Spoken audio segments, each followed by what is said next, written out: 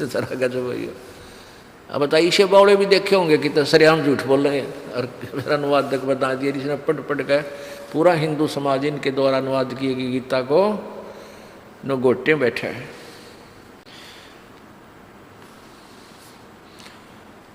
उदारा सर्वे एव एते ज्ञानी तु आत्मा एव मे मतम। मेरे मत विचार में, गीता ज्ञानदाता कहता मेरे विचार में ये सभी ज्ञानी आत्मा हैं तो उदार, परंतु ये सभी तत्वदर्शी संत ना मिलने से ये सभी आस्तित्व से ही युक्त आत्मा माम एवं अनुतमाम गतिम, ये आस्तित है, आश्रित हैं ये सभी युक्त आत्मा ने भक्ति में लगी हुई आत्माएं माम एवं अनुतमाम गतिम, मेरे वाली अनुतमाम गति में ही आश्रित हैं। इसका सीधा सा अर्थ बनाया।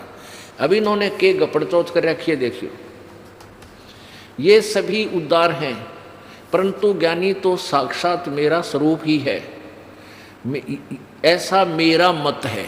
ये अब इसका अपना विचार का है, ये मेरा मत है, क्योंकि वह युक्त आत्मा का होता है जो किसी में लीन है, जिस भक्ति साधना में दृढ़ है,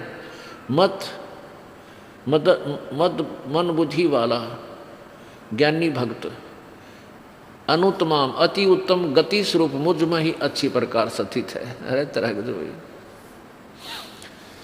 इसका सीधा सा अर्थ पड़ा है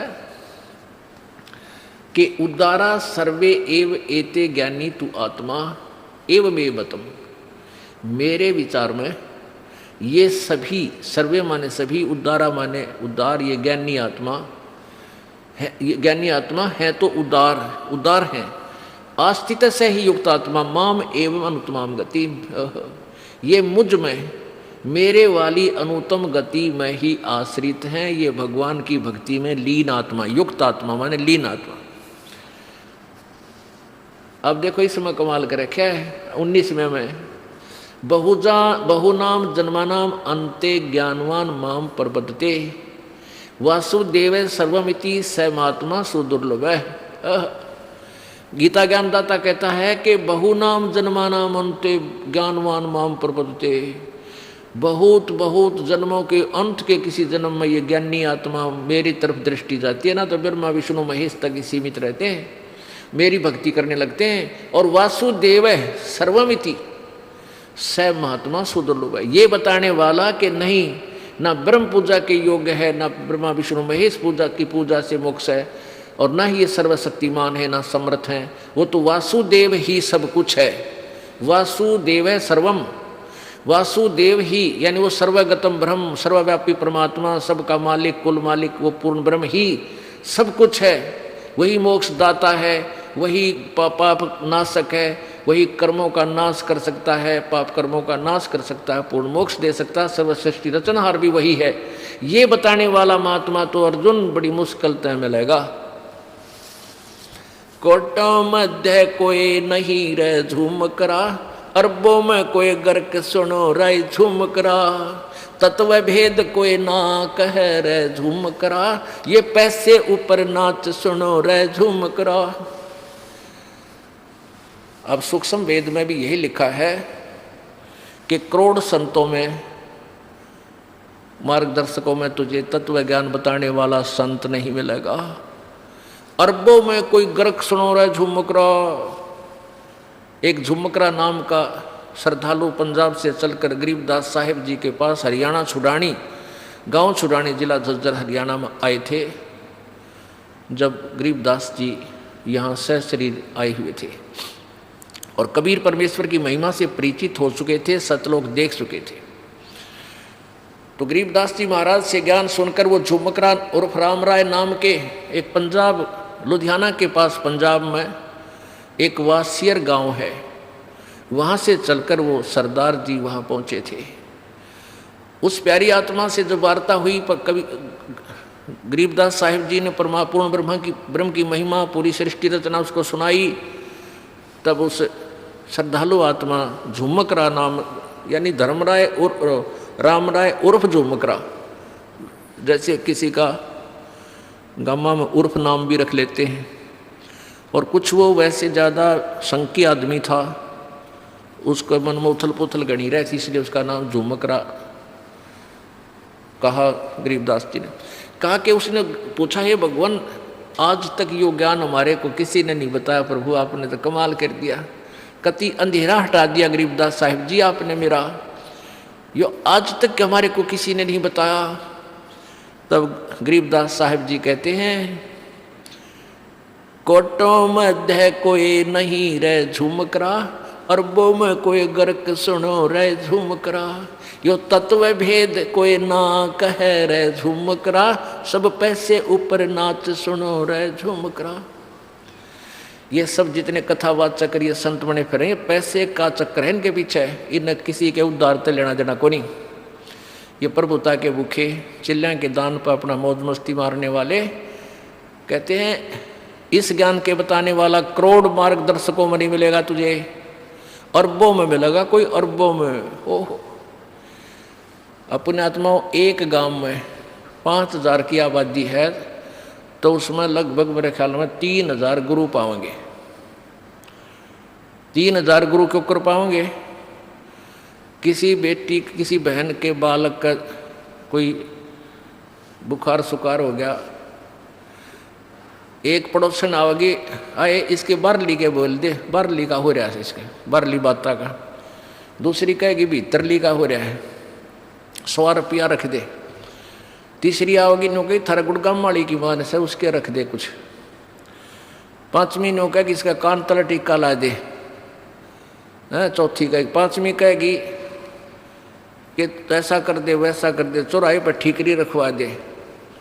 यानी एक गांव में 5000 की आबादी में 3000 गुरु, और पूरे विश्व में देख ले ये, और ब्रह्मा विष्णु में इसके गुणगान बताने वाले, ब्रह्म तक की साधना बताने वाले, मंडलेश्वर सलेश पुराने कितने और भूता के जाड़े लाने वाले।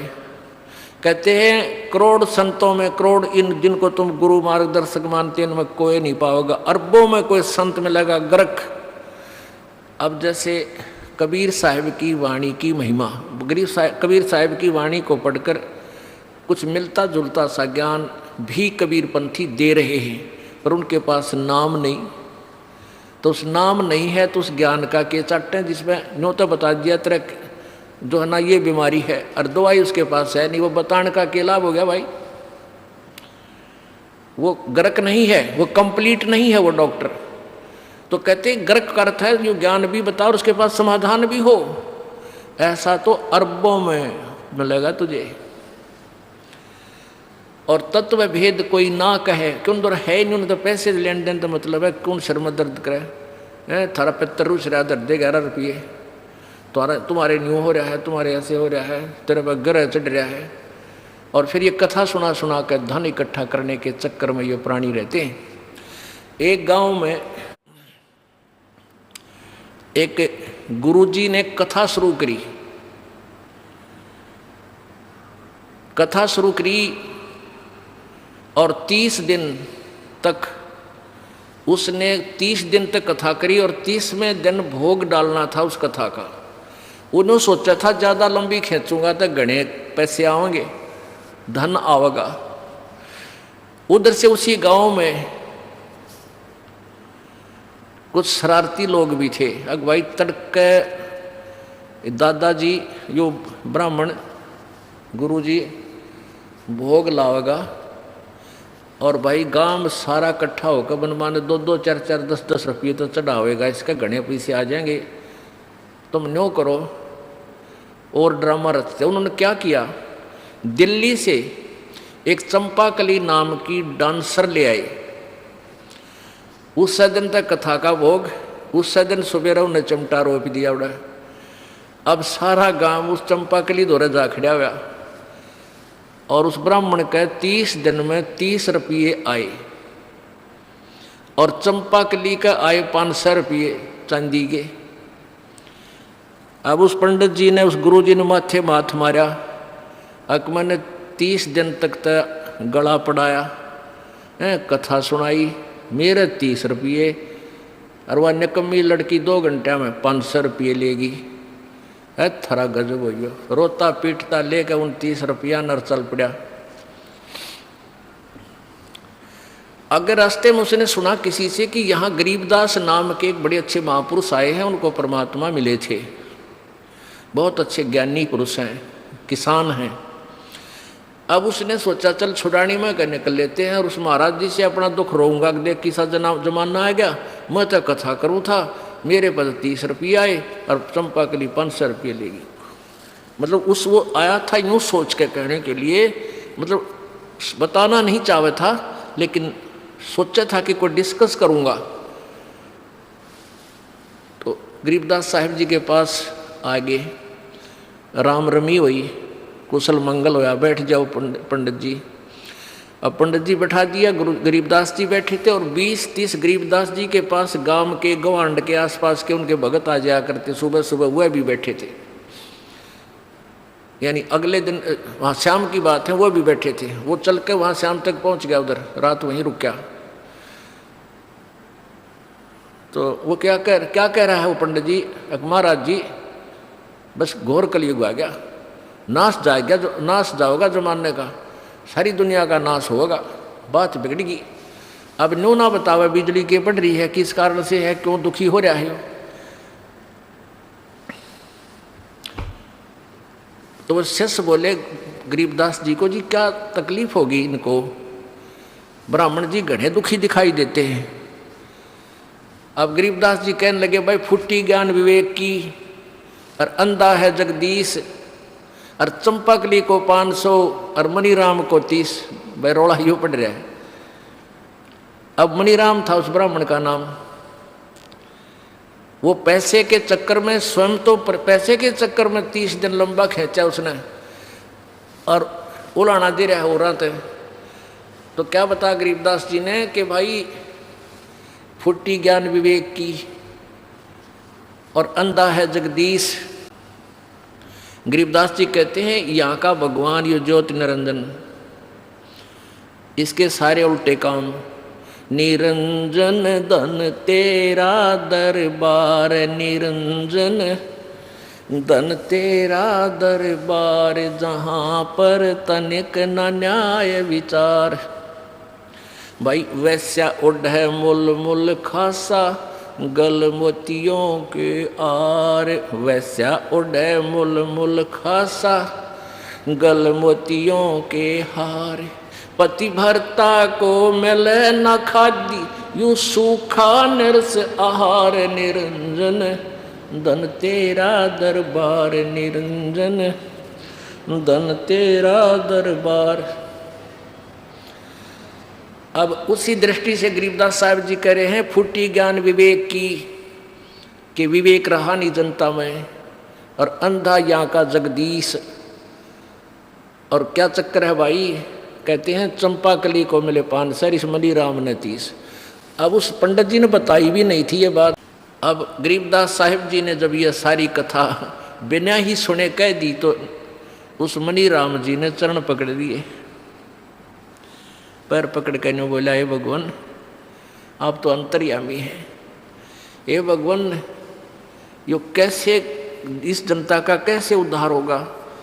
परमात्मा बोले, भाई तुम बिगाड़ को ना उद्धार तो तुम ना होने दो, तुमने कह का बेरा को ना, तुम करते परो कथा है ना नकम्यो। अब जैसे पुण्यात्मा विचार करो, ये तो इसे कथावाचक हैं। अब क्या बताते हैं कि करणी तज कथनी कथन, अज्ञानी दिन रात, ये कुकर जो भोकत फिरे, सुनी सुनाई बात। एक समय एक पंडित जी यानी गुरु जी, पंडित वैसे कोई विशेष जाति को नहीं कहा जा रहा, जो गुरु पद पर होते हैं वो पंडित होते हैं। मेरे दादा गुरु जी छावला गांव है दिल्ली में, जहाँ के सुल्तान भगत हमारे पास रहते हैं। उस छावला गांव के जाट थे और उनको एक संत मिल गए। बचपन से 17-18 साल की उम्र में वो घर त्याग कर उनके साथ चले गए, काशी विद्यापीठ में पढ़ाई की, तो वो पंडित कहलाए। खरगोदा के पास गोपालपुर में उन पंडित चिदानंद जी चिदानंद जी उनका नाम था और पंडित की उपाधि से वो सुशोभित थे। जाट होते हुए पंडित कहलाए। और मेरे गुरुदेव इस परंपरागत ब्राह्मण जाति से थे।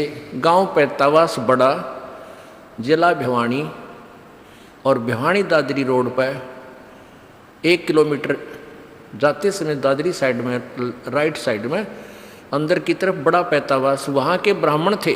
ब्राह्मण कुल में जन्म था, लेकिन वो अपने आप को ब्राह्मण नहीं कहते थे, वो संत कहते थे।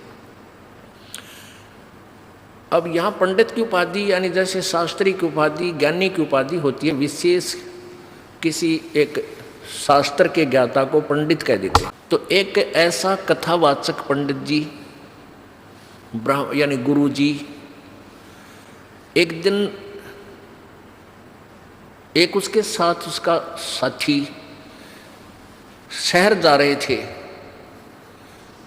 वो पंडित जी प्रतिदिन एक कथा कराया करता, नित्य पाठ करता था रामायण का। उस दिन उसने सोचा कि आज यदि रामायण का पाठ करूंगा तो लेट हो जाऊंगा, 4-5 किलोमीटर पैदल चल के ट्रेन पकड़नी है स्टेशन से। तो वो उसका साथी और वो दोनों ही चल पड़े। उसने सोचा ट्रेन में बैठ के 1 घंटे 1.5 का रास्ता है, ट्रेन में बैठ के वहाँ अपनी नित्य नियम कर लूँगा। तो उन्होंने जाते टिकट ली, आते गाड़ी आ गई, उस कंपार्टमेंट में चढ़ गए, डब्बे में चढ़ गए। अब ब्राह्मण वेशभूषा थी, लाल अंगोछा ले रहे थे, तो उसे ब्राह्मण समझा जाता ये विद्वान पुरुष है। तो जब गाड़ी थोड़ी सी गति पकड़ चुकी तो उस ब्राह्मण ने कहा, गुरु ने कहा कि भाई जो सीट पर बैठे थे उन्हें सीट मिली को ना, डिब्बा खचाखच भरा था। उस ब्राह्मण ने कहा सीट पर विराजमान यात्रियों से कि कृपा आप सीट छोड़ दीजिए। वो कहने लगे क्या आप रोगी हो कि नहीं? तो क्या करोगे? कि मैं कुछ पाठ करता हूँ रामायण का, आज मैं जल्दी का मारा नहीं कर पाया घर पे, यहाँ बैठ के अपना भगवान का कुछ कथा पढ़ लूँगा। तो उन्होंने खाली कर दी एक पूरी सीट कि आप कथा कर, अपना नित्यनेम भी करो और हमें भी सुनाओ, कोई कथा हमें भी सुनाओ, हमारा भी टाइम पास हो जाएगा और भगवान की कथा सुन लेंगे। बड़ा सौभाग्य हुआ आप हमारे को कथावाचक मिल गए। अब पंडित जी ला गया सुनान। उस दिन क्या प्रकरण चल रहा था कि भाई भाई हो तो ऐसा। देखो भरत ने अपने भाई की खड़ाओं को गद्दी पर रख दिया, रामचंद्र की खड़ाओं को, और श्राद्ध नहीं किया। स्वयं जमीन को 6 इंच नीचे खोद कर वहाँ बिस्तर लगा लिया। और जब रामचंद्र जी वापस आए उनका राज सहर्ष लौटा दिया। भाई भाई हो तो ऐसा, भाई हो तो ऐसा। अब जो सुने थे कथा उन्होंने ताड़ी पीटी कि वाह ब्राह्मण, वाह पंडित जी, तोड़ पाड़ दिया, वाह बड़ी बढ़िया कथा सुनाई।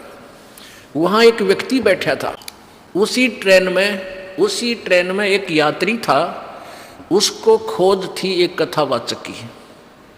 और अगले दिन ही उसने कथा निर्धारित का समय रखा हुआ था और आसपास सभी को आमंत्रित किया हुआ था। और जिससे उसने कथा करानी थी वो कितना दूर चला गया लालची। अब वो किसी और की तलाश में था। उस व्यक्ति ने उस ब्राह्मण से कहा कि पंडित जी आप हमारे गांव चलो, हमने ऐसे ऐसे एक पाठ का दिन निश्चित कर रखा है और आप हमारे यहाँ कथा कर दो, कल से शुरू करनी पड़ेगी। तो कहने लगा नहीं कल नहीं चल सकता, मैं कल नहीं चल सकता, मुझे समय नहीं।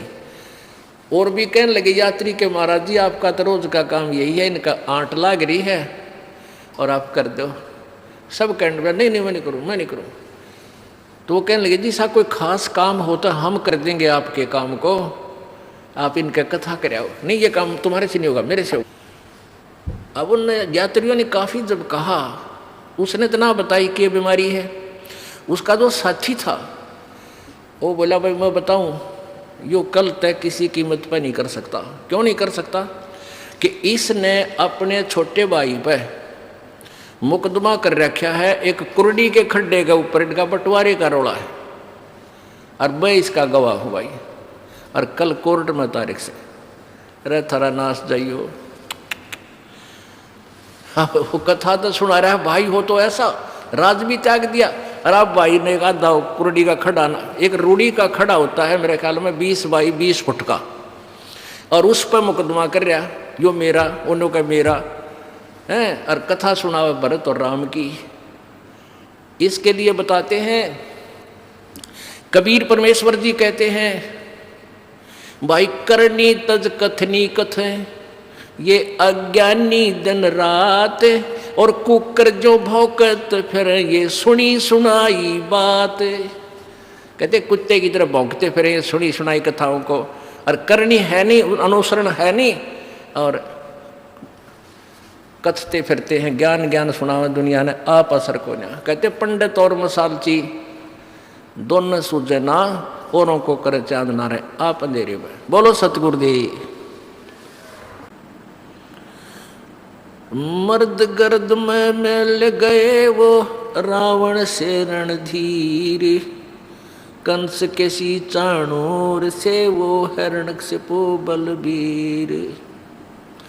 तेरी क्या बुनियाद है तू जीव जन्म धर लेत, गरीबदास हरि नाम बिना तेरा खाली रह जा खेत।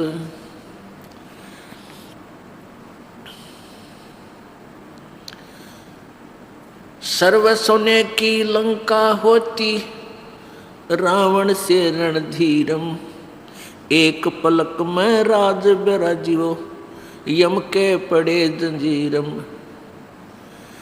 मन तू सुख के सागर बसरे भाई और न ऐसा यसरे, मन तू सुख के सागर बसरे भाई और न ऐसा यसरे।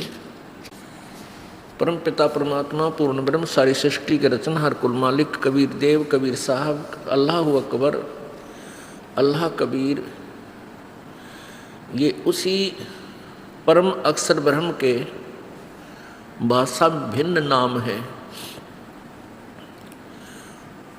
ये वो परमात्मा है जिसने सर्व ब्रह्मांडों की रचना की है। वो परमेश्वर इस कलयुग में सन 1398 संवत 1455 जेठ सुदी पूर्णमासी को सतलोक से चलकर, अपने निज धाम से चलकर, अपनी राजधानी को त्याग कर इस काल के गंदे लोक में यहाँ इस पृथ्वी के ऊपर बनारस अर्थात काशी शहर में एक कमल के फूल पर, जो लहर तारा तालाब के अंदर विकसित कमल का फूल था, वहाँ आकर के एक शिशु रूप धारण किया था। ये परमात्मा कबीर देव जी जो एक जुलाहा आगे चल के जुलाहे के रूप में प्रसिद्ध हुए, क्योंकि एक नीरू नीमा नाम के जुलाहे थे, पति पत्नी दंपति, वो निसंतान थे। परमात्मा को वहाँ बालक रूप में प्राप्त किया था कमल के फूल पर। ये कुछ पिछले परमात्मा का कोई वचन था उनके एक भक्त का, जो नीरू नीमा जो थे, ये उसके सुदर्शन नामक एक भक्त हुए हैं द्वापर युग में। तो सुदर्शन जी की प्रार्थना पर परमात्मा ने वो सुदर्शन जी के जो माता पिता अब नीरू नीमा रूप में प्रकट थे, उत्पन्न थे, उनके उद्धार के लिए वहाँ जाना पड़ा था। और वो प्रत्येक युग में आते हैं, अपना ज्ञान आप ही प्रचार करते हैं। उसी उद्देश्य से वो परमेश्वर वहाँ बनारस में प्रकट हुए, काशी में कमल के फूल पर स्वयं ही आकर विराजमान हुए थे। उनके कोई माता पिता नहीं हैं, ना सतगुरु जननी जने उनका मान बाप, वो पिंड ब्रह्मांड से बाहर है जहाँ न तीनों ताप। पानी से पैदा नहीं, श्वासा नहीं शरीर, अन्न आहार करता नहीं, वो है साहिब कबीर। पूर्ण परमात्मा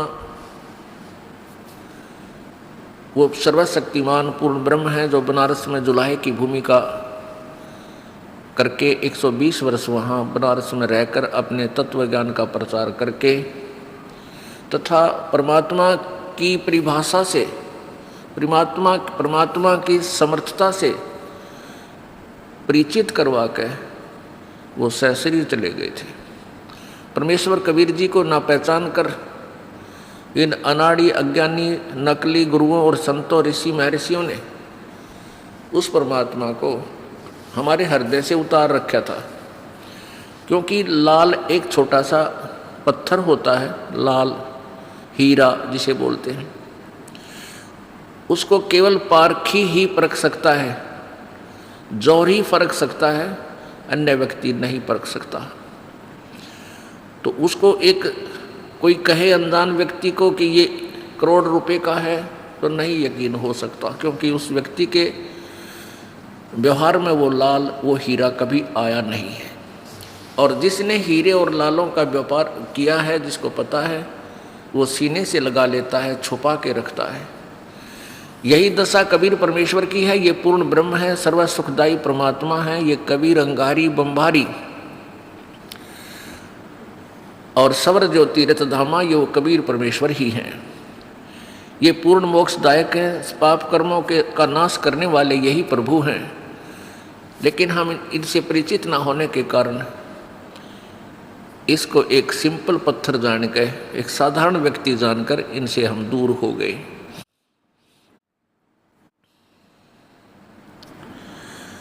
वो परमात्मा हमें ये याद दिलाने आए थे कि तुम यहाँ के रहने वाले नहीं हो, तुम काल के जाल में फंसे हो, तुम्हारे साथ एक बहुत बड़ा धोखा हो चुका है और ये काल तुम्हें मिसगाइड करके रखता है, तुम्हें वास्तविकता से अपरिचित कर रखा है। आपकी बुद्धि यही जन्म मृत्यु और यही संसारिक संपत्ति और इस परिवार आदि के पोषण में ही सीमित कर रखी है। आपको कष्ट पे कष्ट आ रहे हैं, आपको कष्ट के पे कष्ट झेलने पड़ रहे हैं, क्योंकि आप पूर्ण परमात्मा की शरण में नहीं हो। जब तक आप पूर्ण परमात्मा, पूर्ण ब्रह्म सतपुरुष की शरण में नहीं आओगे, तब तक जैसे कर्म करोगे वैसा ही फल आपको मिलता रहेगा। पाप करोगे तो पाप का फल भी भोगना पड़ेगा, पुण्य करोगे तो पुण्य भी आपको प्राप्त होंगे, परंतु कहाँ होंगे? वो यहीं इस 21 ब्रह्मांड के जन्म मृत्यु के अरहट के कुएं के दौरान ही आपको यही मिलते रहेंगे। जैसे तुमने, आप जी ने कोई पुण्य किया, दान किया, धर्म किया, वो आपको प्राप्त होगा। वेदों और गीतानुसार सत्य साधना की तो आपको स्वर्ग ब्रह्मलोक, जिसे महास्वर्ग भी कहते हैं, वो प्राप्त होगा। गीता जी अध्याय नंबर 8 के श्लोक नंबर 16 में कहा है कि ब्रह्मलोक पर्यंत, ब्रह्मलोक तक भी जितने अन्य लोक हैं, ब्रह्मा जी का लोक, विष्णु जी का लोक, शिव जी का लोक, पाताल लोक, स्वर्ग लोक, दुर्गा का लोक, ये सभी लोक नाशवान हैं, पुनर्वर्ती हैं, अर्थात इनमें गए हुए प्राणियों का भी जन्म और मृत्यु बना रहेगा। इसलिए गीता जी अध्याय नंबर 4 के श्लोक नंबर 5 और 9 में गीता ज्ञानदाता अर्थात ब्रह्म, जो ब्रह्मा विष्णु महेश जी के पिताजी हैं, ये गीता ज्ञानदाता दे रहे हैं श्री कृष्ण के शरीर में प्रेतवत प्रवेश करके। वो अपनी स्थिति बता रहा है कि अर्जुन, तेरे और मेरे बहुत जन्म हो चुके हैं, तू नहीं जानता, मैं जानता हूँ। मेरे जन्म और कर्म अलौकिक हैं। जन्म और कर्म कैसे अलौकिक हैं? ये कहता है कि मैं तुम्हारे की तरह जन्म लेकर के यहाँ नहीं आता जैसे राम और कृष्ण के रूप में। ये क्या करता है? ये काल, जैसे आपने 9 अवतार सुने, उन पुण्यात्माओं को यहाँ भेज देता मृतमंडल पर, और फिर जो भी इसने कुकर्म करवाना है उनसे, उनके अंदर प्रवेश कर जाता प्रेतवत। उस सब अत्याचार को इनके द्वारा करवा के फिर उनसे अलग हो जाता है और पाप उस आत्मा के सिर मंड देता है। तो परमात्मा हमें क्या बताना चाहते थे? दुख द्वंद उपादम जीव बंधे, समर्थ की नहीं उपासा है। दुख द्वंद उपादम जीव बंधे समर्थ की नहीं उपासा है। नेमी धर्मी धर्म धाम फेरे कर साध संगत को हासा है। ये नेमी धर्मी धर्म धाम फेरे कर साध संगत को हासा है। बगनी ठगनी को लूट लिए चीन्या नहीं निर्गुण रासा है। जल अर्ध दिया जम आन लिया जो नहाते जल 12 मासा है। सूझे नहीं संध अबंध विद्या पत्ती तोड़े नर घासा है। जम मारत है मुगदर मोटे चश्मों में देत धमासा है। चंचल चोर कुठर कठोर कुटल के पैर मुल मुल खसा है।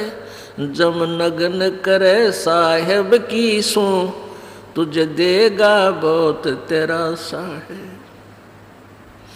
दिल खोज भैया निज नाम जपो सत कबीर पूर्ण ब्रह्म खुलासा है।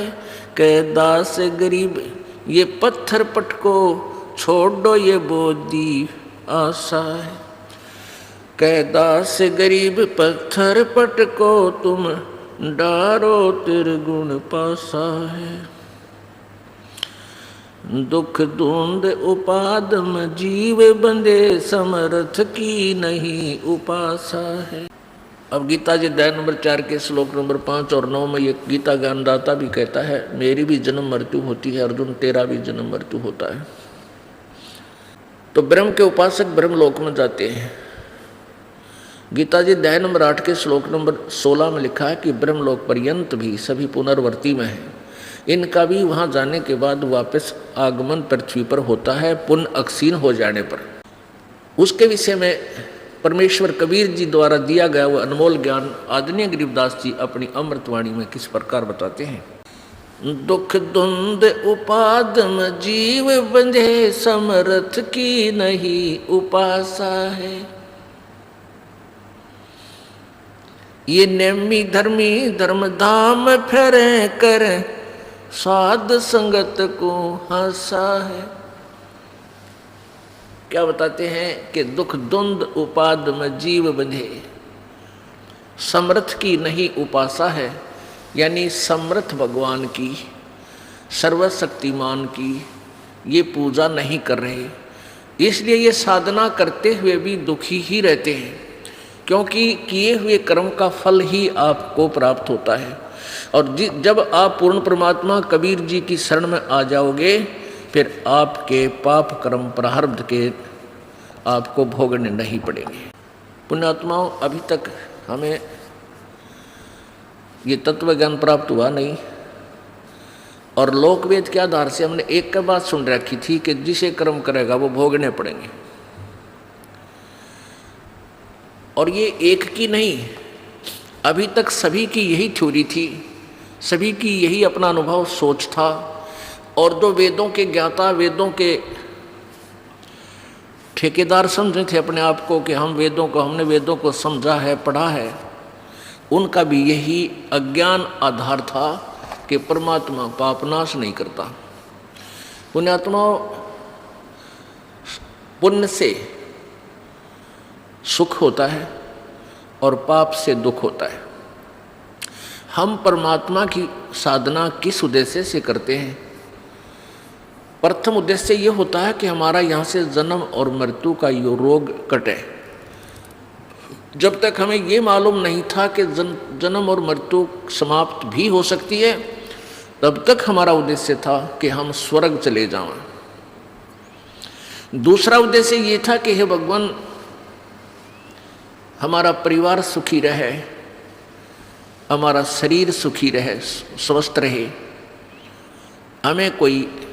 हमारे ऊपर कोई आपदा ना आवे। सभी इसी उद्देश्य से परमात्मा की भक्ति करते हैं। और साधना करते करते भी आपत्तियां ज्यों की त्यों आती हैं, फिर क्या सोचते हैं, क्या आधार लेते हैं कि भाई किया हुआ कर्म तो भोगना ही पड़ेगा, जो प्रारब्ध में लिखा गया है वो तो भोगना ही पड़ेगा, उसका कोई विकल्प नहीं है। पुण्यात्माओं, जैसे कोई दुखी प्राणी है, कष्ट आया, कष्ट क्यों आया? क्योंकि उसके ऊपर पाप कर्मों का वो दबाव आ गया। अब जब तक ये प्राणी पुण्य कर्म इसके होते हैं तब तक तो ये सुखी होता है, इसके घर में भी सुख नजर आता है, जो नकली सुख है, झूठा सुख है, जिसको हम सुख मानते हैं। किसको मानते हैं? कि बालक हो जाए, संतान होए, फिर वो ठीक ठाक स्वस्थ रहे, उनकी शादी हो जा, अच्छी कार और कोठी हो जा, बेटा बेटी हो जा, उनकी शादी कर दे, फिर उनके अच्छा रोजगार हो जा, तो ये हम इसको सुख मानते हैं। परमात्मा कहते हैं ये झूठा सुख है तुम्हारा। आज सब कुछ है, आप भी स्वस्थ हैं, आपके पास कार भी है, कोठी भी है, और संपत्ति खूब, बैंक भी ठोक रखे हैं, कल तेरी मृत्यु हो जा और फिर कहाँ? फिर गधे की योनि में और कुम्हार जी के हाथ में सोटा और कमर पर 2.5 क्विंटल का बोरा, वो सुख फिर बिखरता अंड है। अब कारण क्या कि जब तक पुण्य है तो आपको ऐसा लगेगा कि मैं बिल्कुल ठीक हूँ और मौज माजरी है, और फिर जब दुखों के दौर प्रारंभ होंगे, जब तक ये प्राणी के पुण्य चलते हैं तो वो सुखी इस झूठे सुख में मस्त रहता है। और प्रारब्ध प्राणी का कैसे बनता है? हमारे जन्म जन्मांतर के पुण्य और पाप यहाँ के न्यायाधीश धर्मराज के दरबार में डिपॉजिट है, और वहाँ से वो एवरेज निकाल लेता है। एवरेज भाई 20% पाप, 20% पुण्य, यानी 50% पाप, 50% पुण्य। तो जिसके पुण्य गणे हैं वो पुण्य ज़्यादा आएंगे पहले, तो फिर वो पाप आएंगे, तो दोनों को मिलाकर एवरेज ले लिया। किसी का 20% पुण्य बनते हैं तो किसी के 80% पाप, क्योंकि उसके पाप ज़्यादा हैं। तो ऐसे, तो जब तक जिसके पुण्य चल रहे हैं तो वो सुखी नजर आता है, और फिर होगे पाप शुरू। तो पापों का दौर जब गेड़ा चक्कर चला, वो बुलडोजर चला उन पापों का, फिर वो भाग गया भगवान की तरफ। फिर कहाँ जाते हैं? संतों के पास, क्योंकि सभी को ये पता है कि साधु संतों के पास भगवान की जड़ी होती है, वो परमात्मा से लाभ प्राप्त करने की विधि जानते हैं, तो वहाँ जाते हैं। तो जिस भी संत के पास जाते हैं वो संत जाते ही उसकी सुनकर सारी कहानी उसको जंतर मंतर बताता है, ऐसे कर ले, ऐसे कर ले, ये प्रसाद बांट दे, फलाना काम कर दे, 5 लत्ते दर दे। जब 2-4 बार वो धक्के खा लेता है और वो कहता है कि जी मुझे कोई लाभ नहीं हो रहा, फिर कहता भाई बेटा ये तो तेरे प्रारब्ध में लिखा हुआ कर्म है, तो तुझे भोगना ही पड़ेगा। फिर क्या कथा सुनाते हैं कि भाई देखो भगवान विष्णु जी को श्राप लगा था, नारद जी का श्राप बस श्री रामचंद्र रूप में जन्म लिया राजा दशरथ के घर पे, और रामचंद्र रूप में श्री रामचंद्र जी ने अर्थात विष्णु जी ने सुग्रीव के भाई बाली को मारा था धोखा देकर, उसका भी बदला देना पड़ा, उसका भी कर्म भोगना पड़ा श्री कृष्ण रूप में। श्री कृष्ण रूप में जब विष्णु जी का जन्म था, उस समय एक शिकारी ने उनके पैर में तीर मार के उनका वध किया, तो भाई किया हुआ कर्म तो भोगना ही पड़ेगा। अब इतनी कहानी कथा सुनकर वो बेचारा भोला दुखी व्यक्ति चुप हो जाता है। जब भाई बारे भगवाना ने भी दुख भोगना पड़ा तो हम कौन से खेत की मूली है।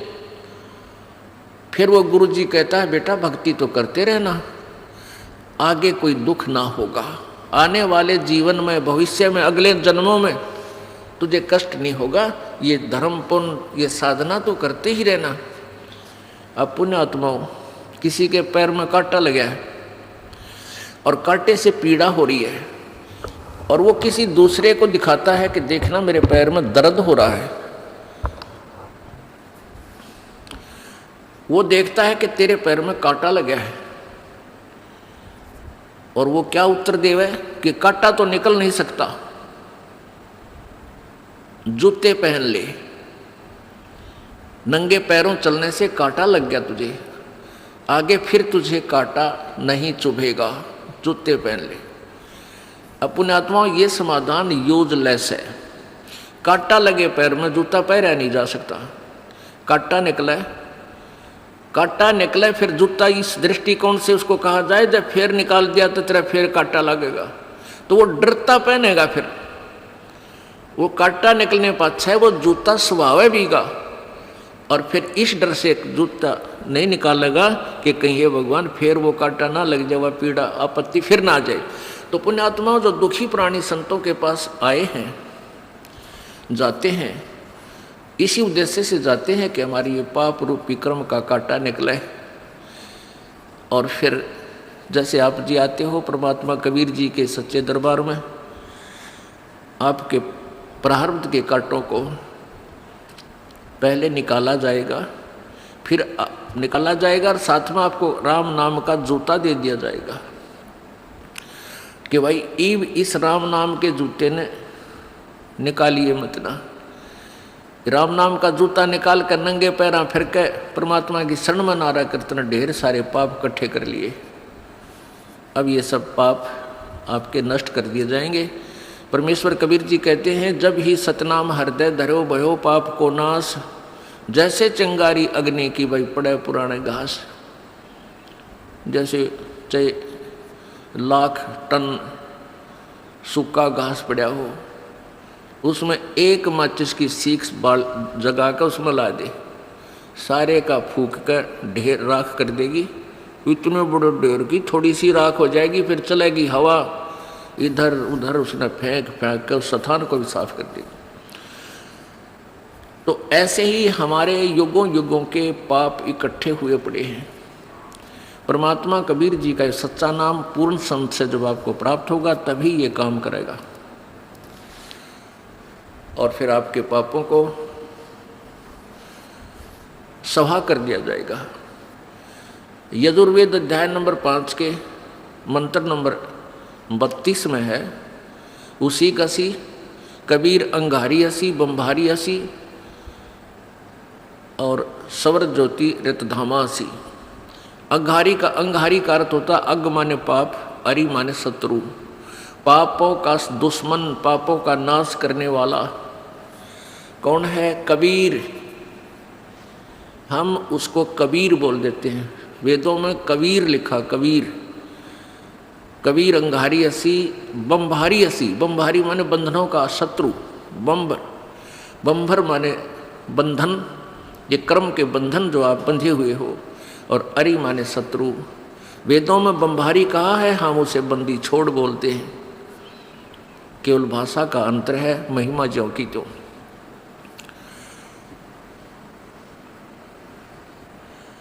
पुण्यात्माओं, जब तक हम पूर्ण परमात्मा की साधना नहीं करेंगे, हमारे ऊपर ये जन्म मृत्यु का दुख, और जन्म होगा तो ये जो आज आप जिस दौर से गुजर रहे हो, ये प्रत्येक बार होगा।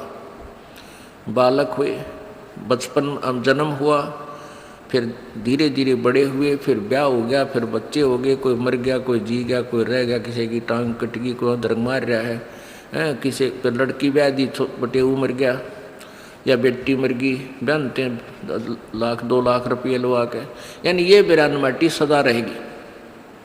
और फिर आप अदरक मार जा या कोई और समस्या आ जा, यानी 24 घंटे टेंशन। इस काल के लोक में सपने में भी टेंशन रहती है, कोई सुखी नहीं है। मान ले कोई ईब सुखी है, 1 मिनट में ना जाने के बैड इन्फॉर्मेशन आ जा, ना जाने के सुन ले, 1 मिनट में टक्कर मार कर मरना पड़े, रोना पड़े बुरी तरह। तो कहने का भाव ये है कि इससे दुख का अंत ईब हो सकता है। ये वो भक्ति युग आ गया, ये वो भक्ति युग आ गया जिसकी परमेश्वर कबीर जी ने 3 युग बाट देखी।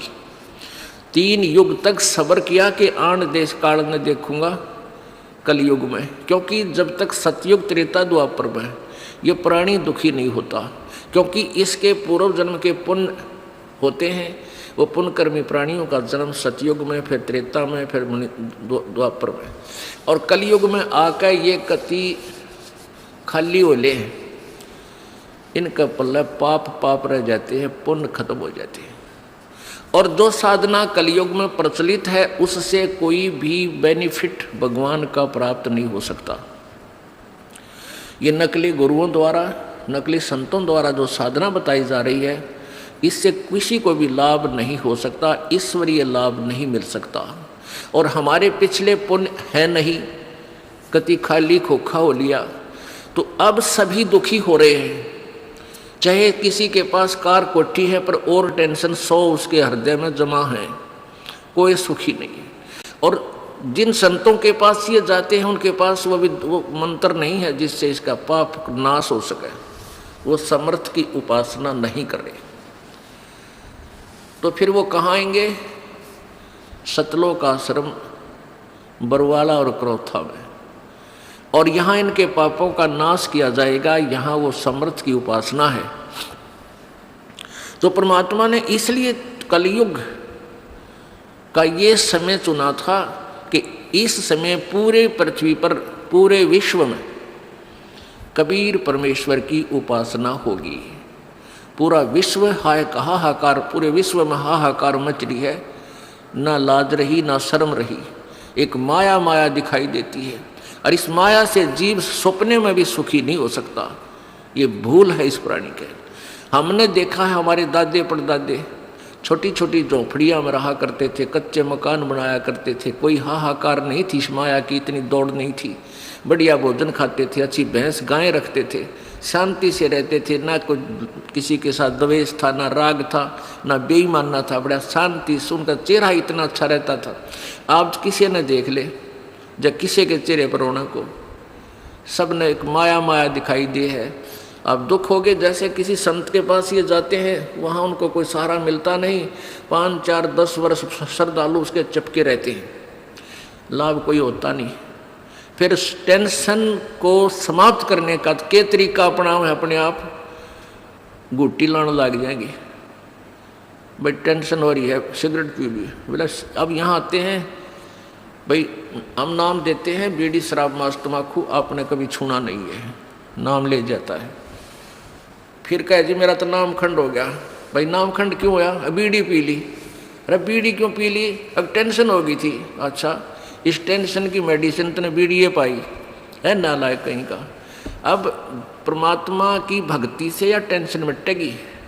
शराब पी ली, मान ले टेंशन मिट गई, क्या की मिट गई? 100 रुपये तो खर्च हुए और घर लड़ाई हुई, 1-2 घंटे पढ़ कर बेहोश होकर पड़ गया, उठ दे, फिर वह टेंशन नहीं होगी ना।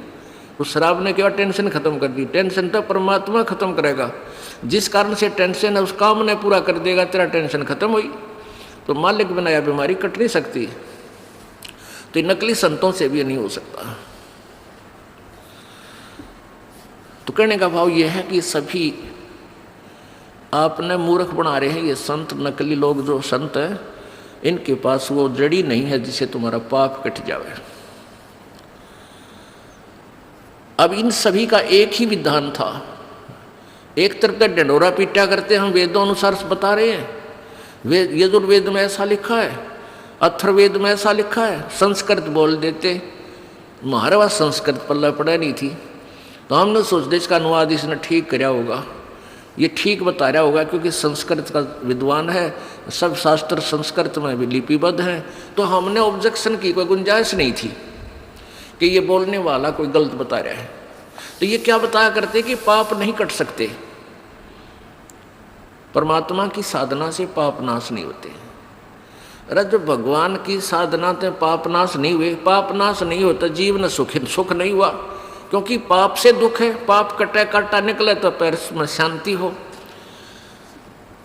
तो फिर परमात्मा की साधना की आवश्यकता ही समाप्त हो जाती है। परमात्मा नाम की कोई चीज नहीं रहे विश्व में, इसका नाम और निशान मिट जावे जाए, ऐसी परमात्मा के पास पावर ना हो। और आज भी भगवान की स्थिति विद्यमान है, तो वो शक्ति है मालिक में, प्रत्येक प्राणी उन अज्ञानी अनाड़ी संतों ऋषियों से ये सुनकर के पाप तो भोगना ही पड़ेगा, प्रारब्ध में ये तो दुख तुझे भोगना ही पड़ेगा, फिर भी उनकी चाह मिटी नहीं, वो हारे नहीं, दूसरे संत के पास जाते हैं, तीसरे पर जाते हैं, क्योंकि उनको पता है कि परमात्मा में ये पावर है कि वो अंधे न आँख दे, रोगी न स्वस्थ कर दे, निर्धन न धनवान बना दे और रंग को राजा बना दे और राजा को उल्टा पटक दे। तो ये परमात्मा के अंदर गुण है, पता है उनको। उसी दृष्टिकोण से वो रुक नहीं रहे, लेकिन वो वहाँ ठिकाने पहुँच नहीं पाए जहाँ वो वस्तु है। और जब वो वस्तु वहाँ पहुँच जाएंगे तो फिर देखना आनंद कितना है। पर्वत पर्वत में फिरा कारण अपने राम, राम जैसे संत मिले भाई जिन सारे सब काम। पर्वत परमात्मा की तलाश में जहाँ भी जिसने बताया वहीं पहुँच गए। कोई की तो गुफा में महात्मा बैठा है, कि तो फुलानी जगह बैठा है, पर्वत पर बैठा है, जंगल में बैठा है, या किसी नगर गांव में, हम वहीं पहुँचे। जब तक हमें वो परम संत नहीं मिले जो परमात्मा जैसे गुणों, परमात्मा से जो गुण हमें चाहिए थे उस संत के पास मिले, तो कहते राम जैसे